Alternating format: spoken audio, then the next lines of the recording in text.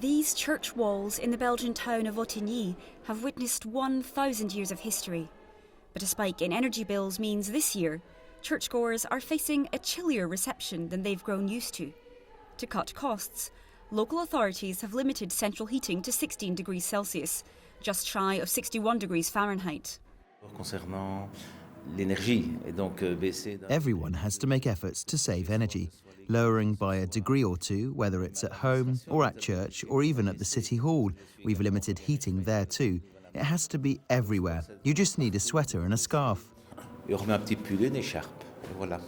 The temperatures fall below World Health Organization recommendations for safe living spaces.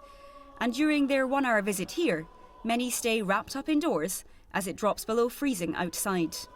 This is the heating system for the entire church, and this is the thermostat. But as you can see, it's been locked away inside a plastic box so that no one can change the settings and increase the temperature beyond that capped level. And that's not the only measure the church has put in place. Some masses have been cut from the calendar, with the congregation redirected to other parishes, so only one hall has to be heated.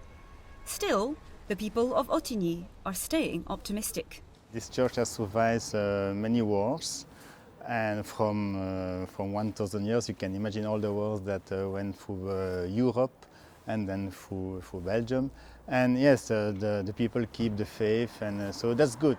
In nearby Brussels, the basement of Holy Trinity Church is bustling with volunteers cooking nutritious food to fill up empty stomachs this winter.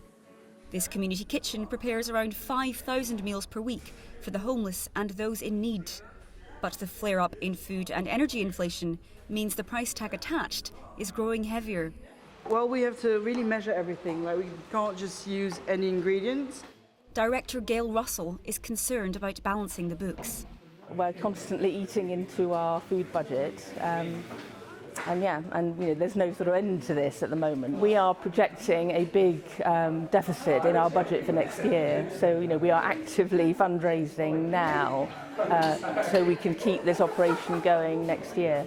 At the moment we're okay, but I can't say, whether we're going to be in this position this time next year. One small relief, Gail's team swells around the holiday season as more people seek out ways to give of themselves. And for some volunteers who can't legally work due to their migration status, this is a haven where they can play their part. Here in the kitchen, I feel like I'm in the belly of the Lord. Being with the other volunteers lifts me up. There's a real atmosphere here. Many European festive traditions will shine a little less brightly this year, with councils cutting down on festive light displays and governments beefing up support schemes for citizens struggling to make ends meet. But the choristers at the cavernous St. John the Baptist Church are determined to fill this space with jubilation. After past COVID-restricted Christmases, members of the African Joys Choir want to once again worship in full voice. It's 2 years ago that we haven't celebrated, so this is a way for us to reunite people all together through the songs that we love to sing. Their repertoire ranges from traditional French carols to gospel songs in the Congolese language Lingala, all with coats on, of course. We come to bring warmth through our songs, through our ways of expressing joy and of serving God.